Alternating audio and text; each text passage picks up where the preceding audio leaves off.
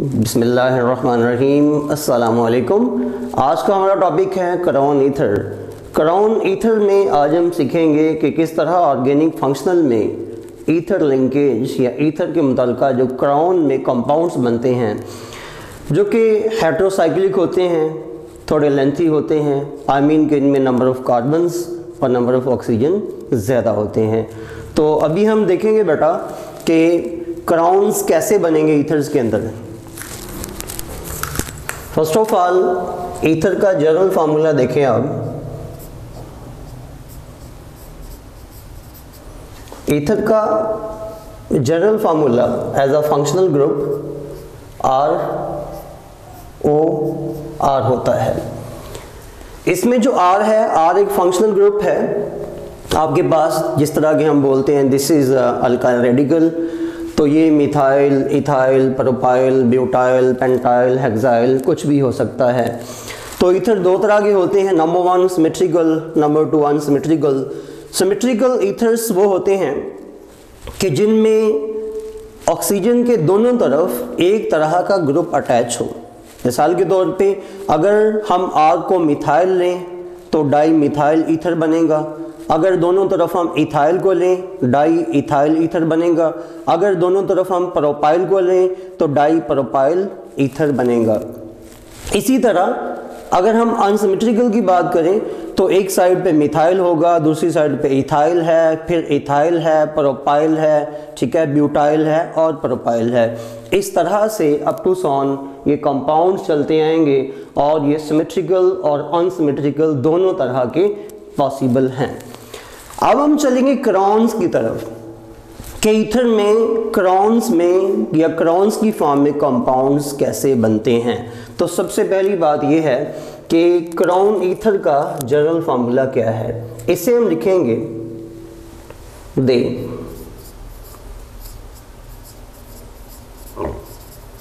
General formula of crown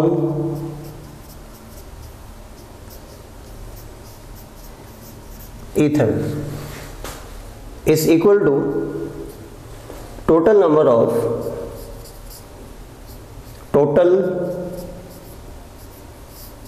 of carbon atoms and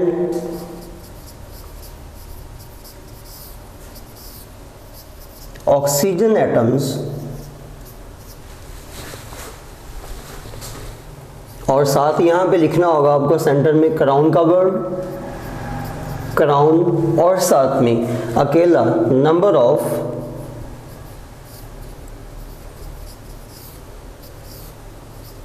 oxygen atoms, number of oxygen atoms.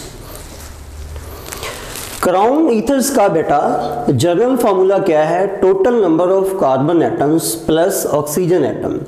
इसका मतलब ये है कि आपके पास इस जगह पे टोटल नंबर ऑफ ऑक्सीजन और कार्बन्स आएंगे इतनी जगह पे, और साथ में हाइफन, फिर ये वर्ड आएगा क्राउन का, और फिर से hyphen, number of oxygen atoms लिखे जाएंगे लाइक दिस वे। अब हम एग्जांपल लेते हैं कि फर्ज करेंगे हमारे पास एक एग्जांपल है। तो लेट्स सपोज कंपाउंड है हमारे पास जी 18 क्राउन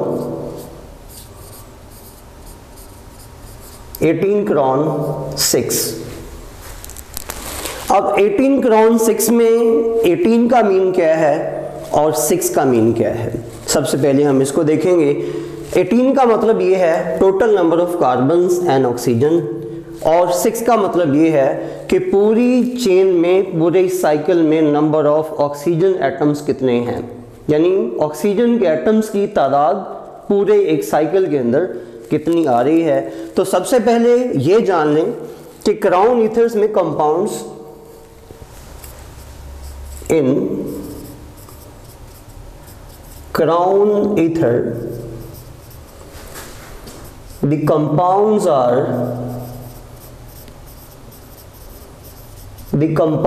are heterocycles हेट्रोसाइकल्स या हेट्रोसाइक्लिक, यानी क्राउन ईथर में जो कंपाउंड बनेंगे वो हेट्रोसाइक्लिक बनेंगे। हेट्रोसाइक्लिक वो होते हैं कि जिसमें अगर कार्बन कार्बन का पूरा एक साइकिल है, चाहे कार्बन 3 हैं, चाहे 4 हैं, चाहे 5 हैं, 3, 4, 5, 6 एंड अप टू सॉन, एक पूरा साइकिल बनता है कार्बन कार्बन का।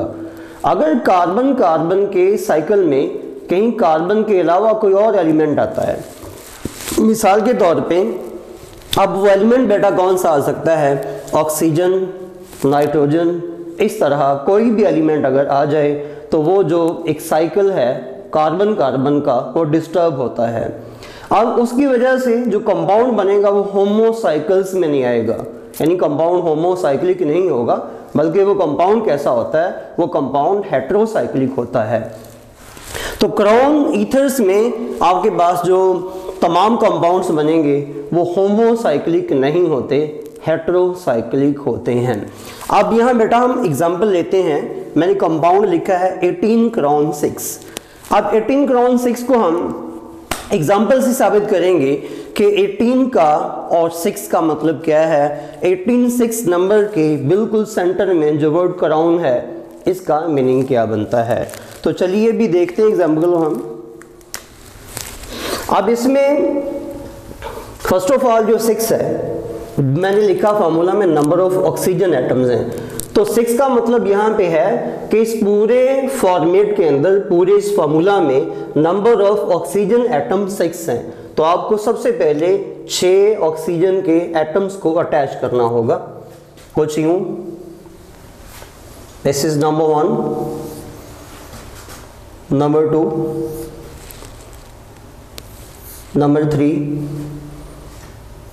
Number 4, number 5 and number 6। मैंने पूरी तरतीब से ऑक्सीजन के नंबर ऑफ एटम्स लगा दिए हैं। अब हमने देखना ये है कि यहाँ पे जो फर्दर इसका सेटअप बनेगा क्राउन की फॉर्म में वो कैसे बनता है। अब 18 और 6 दोनों को हमने फुलफिल करना है। तो इसमें बेटा जी आपने यहाँ पे लाइनिंग करनी है कुछ इस तरह से,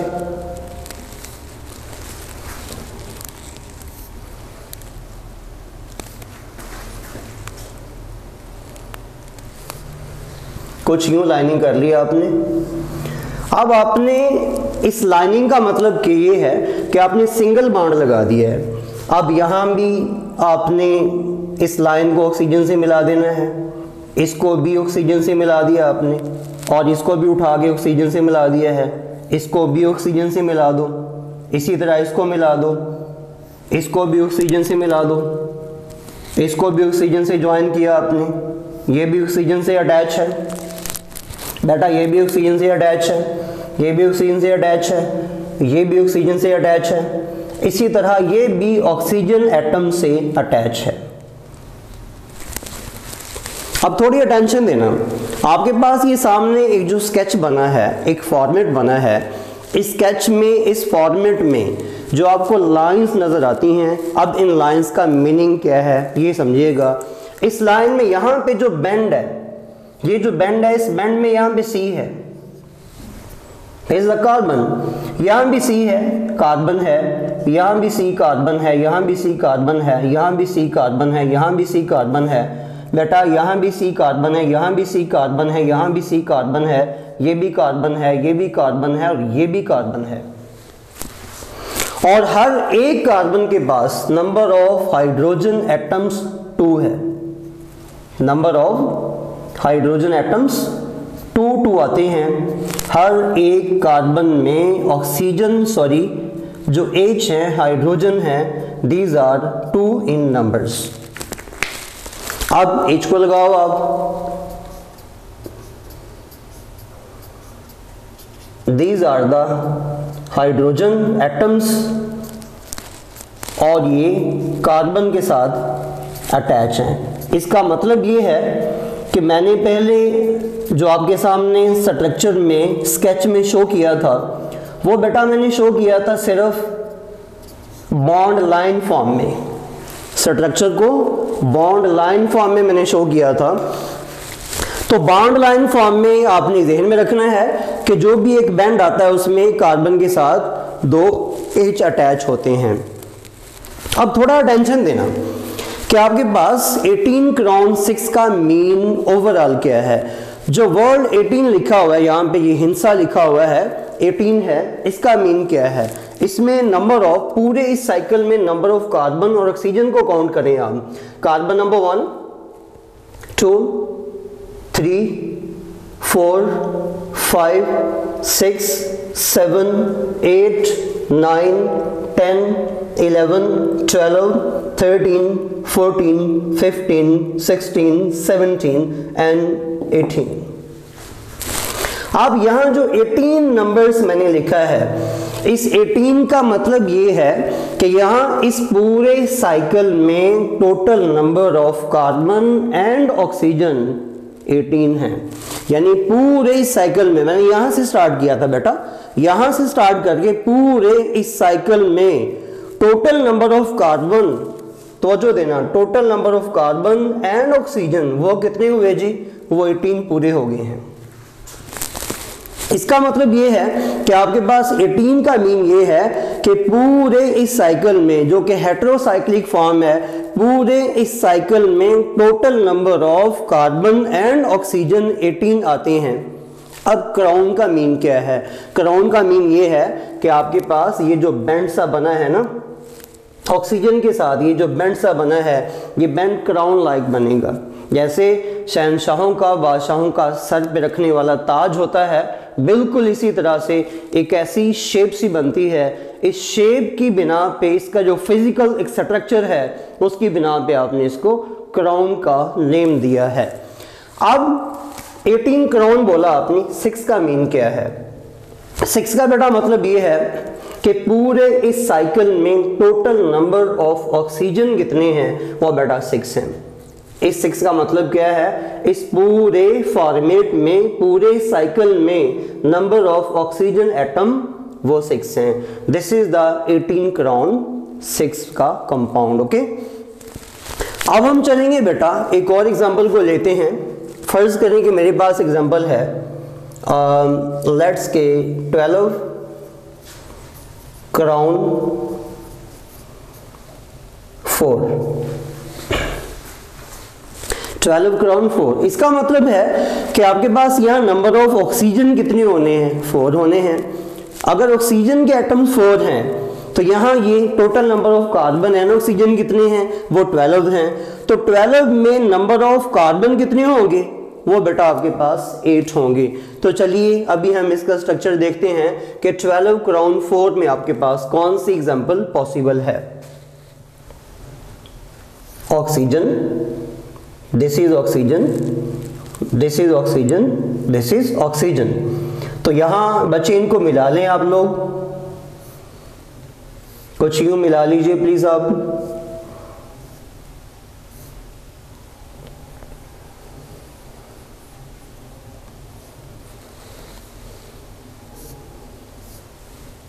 लाइक दिस वे। ये आपके पास बना है 12 क्राउन 4। आप इसमें number of carbon oxygen count करें। Number 1 2 3 4 5 6 7 8 9 10 11 and 12। इस पूरे साइकिल में, जो कि हेटेरोसाइक्लिक है, इस पूरे साइकिल में number of carbon and oxygen वो 12 हैं। आगे क्राउन मीन शेप पे डिपेंड करता है, और 4 का मतलब क्या है? इस पूरे कंपाउंड में नंबर ऑफ ऑक्सीजन एटम वो 4 हैं। अगली एग्जांपल देखें बेटा। नेक्स्ट एग्जांपल है, सपोज के आपके पास 5 में 15 क्राउन 5। अब 15 क्राउन 5 में आपने सबसे पहले 5 पे जाना है। 5 आपको क्या देता है? 5 ये बताएगा कि इसमें स्ट्रक्चर में जो ईथर का बनेगा, क्राउन बनेगा, उसमें टोटल नंबर ऑफ ऑक्सीजन कितने हैं। तो बच्चे देखें आप, 1 2 3 4 and 5। 5 ऑक्सीजन। रिदम आपके जहन में होना चाहिए वही है जो आपने लास्ट टाइम किया था।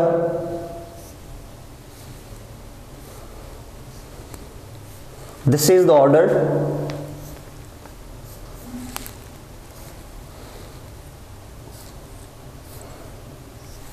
ये आपके पास बना है 15 क्राउन 5। अब इसमें भी काउंट करें, यहां से स्टार्ट करें। Number 1 2 3 4 5 6 7 8 9 10 11 12 13 14 and 15।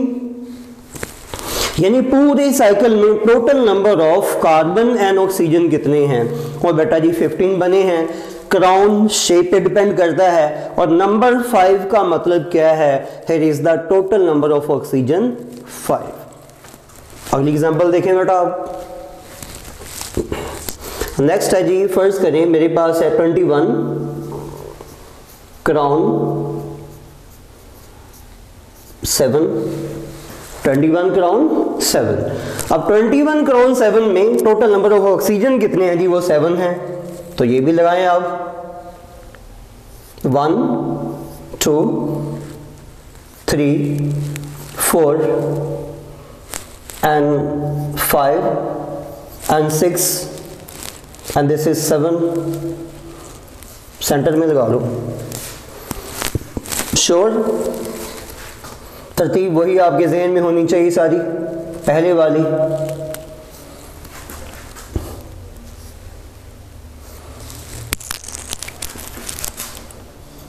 This is the order।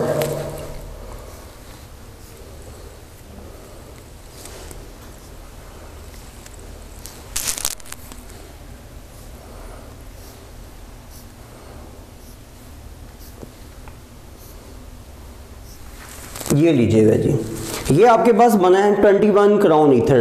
अब हमने total number of carbon oxygen को पूरा करना है कि पूरे इस साइकिल में total number of carbon oxygen कितने आते हैं। तो काउंटिंग यहां से लें। यहां मैंने हल्की सी लाइन लगा दी है। Number 1 2 3 4 5 6 7 8 9 10 11 12 13 14 15 16 17 18 19 20 and 21। तो नंबरिंग यहाँ आके पूरी हो गई है। यहाँ से आपने स्टार्ट किया था बेटा जी। 21 कार्बन ऑक्सीजन मुकम्मल हो चुके हैं। अब क्राउन शेप है, शेप पे डिपेंड है कि हमने क्राउन इसको लिखा है। अब 7 का मीन क्या है कि सारे स्ट्रक्चर में टोटल नंबर ऑफ ऑक्सीजन वो 7 है। Number 1 2 3 4 5 6 and 7। ओके, तो आगे बेटा और भी एग्जांपल आप देख सकते हैं। मेरे पास example next I 24 crown 24 crown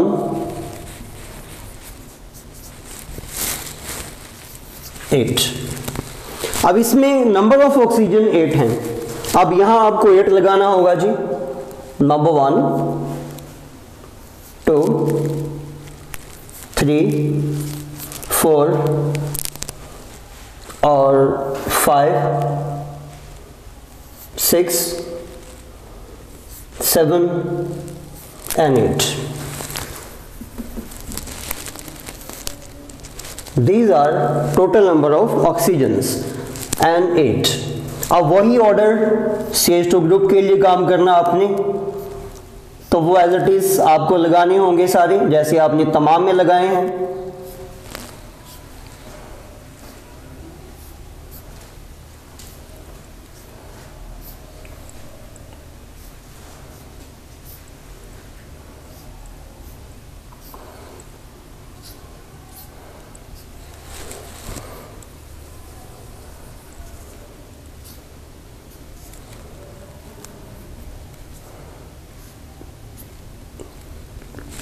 जी बेटा, इनको भी काउंट कीजिए आप।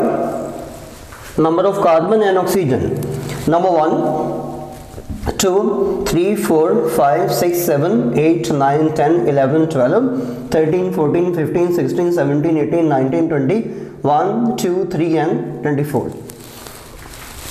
अब इसमें नंबर ऑफ कार्बन ऑक्सीजन 24 है क्राउन शेप डिपेंडेंट है, और 8 का मतलब क्या है, is total number of oxygen that is 8। Okay, तो ये बेटा चंद एक एग्जांपल हमने अभी की हैं, इनका ताल्लुक है क्राउन ईथर्स की वो क्लास है जो कि एलिफेटिक है। क्राउन ईथर की कौन सी क्लास है, ये बेटा एलिफेटिक है।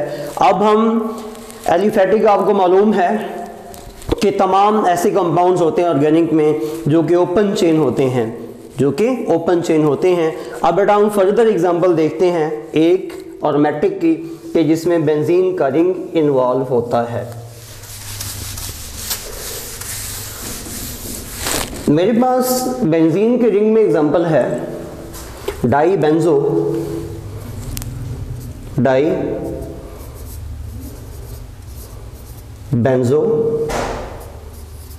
18 क्राउन 6, डाई बेंजो 18 क्राउन 6। तो वही केस आपके पास सारा, आपने नंबर ऑफ ऑक्सीजन कितने लेने हैं, यहाँ पे 6 हैं, number 1 2 and this is 3, this is 4, this is 5। Okay, 6 को लेना है तो आप इसको थोड़ा चेंज कर लो। नंबर 1 प्लीज सेंटर में रखिएगा इसको आप, नंबर 1 बेटा, number 2 3, number 4, number 5 and number 6। Alright, okay जी, तो वही CH2 ग्रुप की अलाइनमेंट करें अब।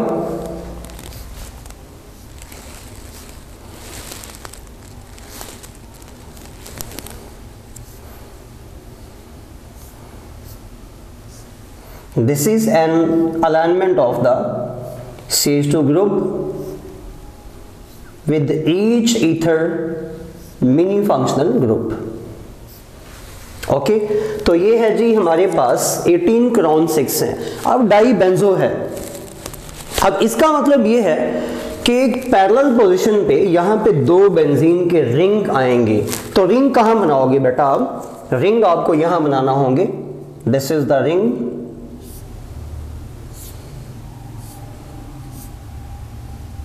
And this is the benzene ring, और यहां भी बनाओ आपने यहां भी रिंग बनाना है। तो ये है जी डाई बेंजो, एरोमेटिक्स में डाई बेंजो फॉर्म आपके पास यूं बनती है कि 18 क्राउन 6 है आपके पास, आपने पहले भी इसको किया है। 18 क्राउन 6 में आपने यहाँ पे दोनों साइड्स पे 2 बेंजीन के रिंग को अटैच किया है। तो आपके पास कंपाउंड कौन सा होगा, डाई बेंजो, यानी बेंजीन के 2 रिंग्स इन्वॉल्व हैं। तो डाई बेंजो 18 क्राउन 6 आपके पास ये एग्जांपल बनती है। अब जैसे आप लोग ऑर्गेनोमेटालिक्स में पढ़ते हैं कि मेटल्स के एटम्स का ऑर्गेनिक केमिस्ट्री में इन्वॉल्व होता है, उनकी पार्टिसिपेशन होती है, तो यहाँ भी हमने बोला है कि क्राउन ईथर्स इतने बड़े कंपाउंड्स हैं, तो लॉन्ग चेन कंपाउंड्स हैं। अब ये इनका फंक्शन क्या है, कंपाउंड को हमने क्या हमने सिंथेसाइज करना होता है, या इसके अलावा बेटा इसका कोई और रोल है। तो बात ज़हन में रखिएगा कि क्राउन ईथर्स को हम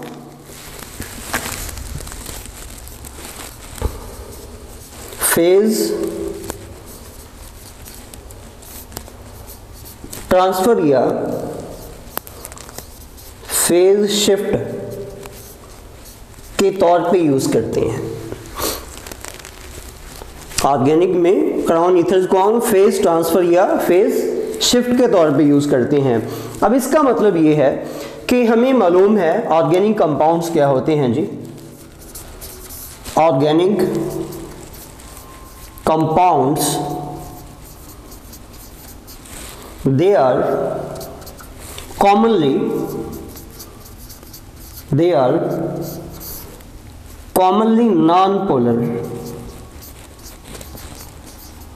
non-polar और नॉन आयनिक होते हैं।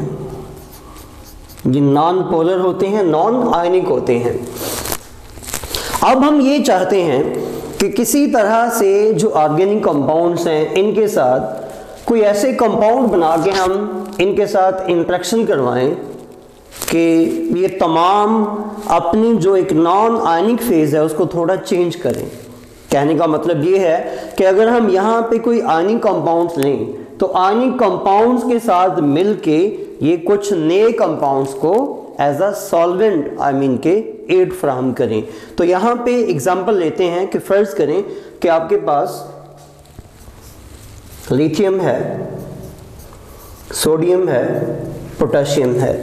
लिथियम ये भी मोनोवैलेंट है, सोडियम ये भी मोनोवैलेंट है, आगे पोटेशियम है ये भी मोनोवैलेंट है। इन तमाम के लिथियम, सोडियम एंड पोटेशियम ये अल्कली मेटल्स हैं और ये फर्स्ट ग्रुप में आती हैं और इनके आउटर मोस्ट शेल में एक इलेक्ट्रॉन होता है।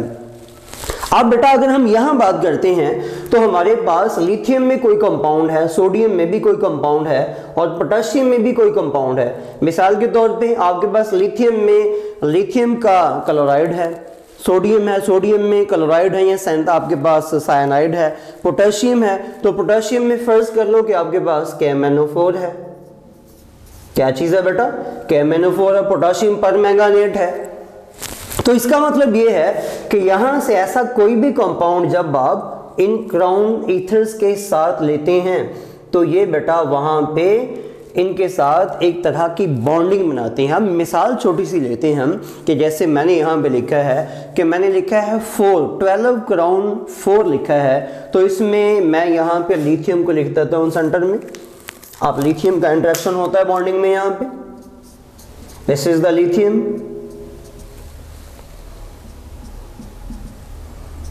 This is the lithium, lithium का इंटरेक्शन होगा। इसी तरह आगे हम मूव करते हैं। मिसाल के तौर पे मेरे पास है जी लेट्स के 15 क्राउन 5 है, तो इसमें फर्ज करें मैंने यहाँ पे सोडियम को लगा दिया है, तो आप सोडियम को लिख सकते हैं यहाँ पे, लिथियम प्लस है तो सोडियम है, इसके साथ बेस का इंटरेक्शन होगा। ये फेज को चेंज करने में काम आते हैं, इनका वर्क फंक्शन होता है। तो यहाँ फर्ज करिए आपने 21 क्राउन 7 को लगाया है, तो यहाँ बेटा जी मिसाल मैंने पोटेशियम की ली है, आप पोटेशियम की यूज कर लो, तो पोटेशियम को भी ऐसे यूज करेंगे आप। इस तरह से इनमें रेगुलर किस्म का इंटरेक्शन आपको मिलेगा, लाइक दिस वे। इस तरह से आयंस भी, ये मैं अब जर्नल एग्जांपल दे रहा हूं कि हम इनको सॉल्वेंट में क्यों कर कैसे यूज करते हैं, सॉल्वेंट्स में क्यों कर और कैसे यूज करते हैं। बिल्कुल यहाँ पे अगर देखा जाए ईथर्स में जो क्राउन की फॉर्म में कंपाउंड्स बनते हैं, इनको आप बेटा एक आयनिक फेज चेंज के तौर पे यूज करते हैं। आयनिक फेज चेंज का मतलब ये है अगर आप अकेला ईथर्स को लेंगे तो ईथर बेटा आयनिक फॉर्म में नहीं मिलता, ईथर एक आयनिक कंपाउंड नहीं है। अगर आप ईथर का क्राउन बनाते हैं तो क्राउन के साथ किसी भी मेटल के एटम का इंटरेक्शन होता है और यूं ही इंटरेक्शन होता है, उनमें इंटरमोलेकुलर फोर्सेस पैदा होती हैं और पोल्स इंड्यूस होते हैं। इनके इंड्यूस होने से ये तमाम किस्म के जो कंपाउंड क्राउन ईथर में बनते हैं, ये तमाम जो कंपाउंड्स हैं ये सॉल्वेंट के तौर पे एक रोल प्ले करते हैं और ऑर्गेनिक कंपाउंड जो कि आयनिक नहीं होते, जो कि पोलर भी नहीं होते बल्कि नॉन पोलर होते हैं, उनको सॉल्युबिलिटी में हेल्प आउट करते हैं। तो ये बेटा हमारा टॉपिक था क्राउन ईथर का। आपको क्राउन ईथर के हवाले से किसी किस्म की कोई कन्फ्यूज़न हो तो आपने लाजमी क्वेश्चन करना है। यहाँ पे एक और आखिर पे आपको ट्रिक में बोलता जाऊँ, यहाँ पे देखिए मैंने लिखा है 18 क्राउन 6 लिखा है। इसका मतलब ये है कि यहाँ पे जो भी डिजिट आएगा, मिसाल यहाँ पे अगर 6 आता है तो 6 को आप 3 से मल्टीप्लाई करें तो 6 3 18 बनेगा, यहाँ हमेशा 18 लिखा जाएगा। अब यहाँ आ जाए, यहाँ मैंने 4 लिखा है, 4 को 3 से मल्टीप्लाई करें, 4 3 कितना आएगा, 12 आता है।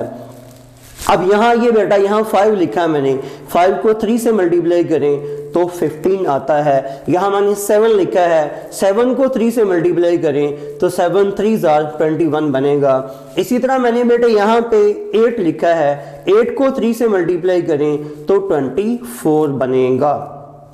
इसका मतलब ये है कि क्राउन ईथर्स में अगर नंबर ऑफ ऑक्सीजन एटम्स 4 हैं तो आपके पास total number of carbon and oxygen का जो क्राउन बनेगा वो बेटा 12 में बनता है, यानी 12 कार्बन एंड ऑक्सीजन का एक हेटेरोसाइकिल फॉर्म में एक साइक्लिक कंपाउंड बनता है। इसे हम क्या कहते हैं, क्राउन ईथर का नाम देते हैं।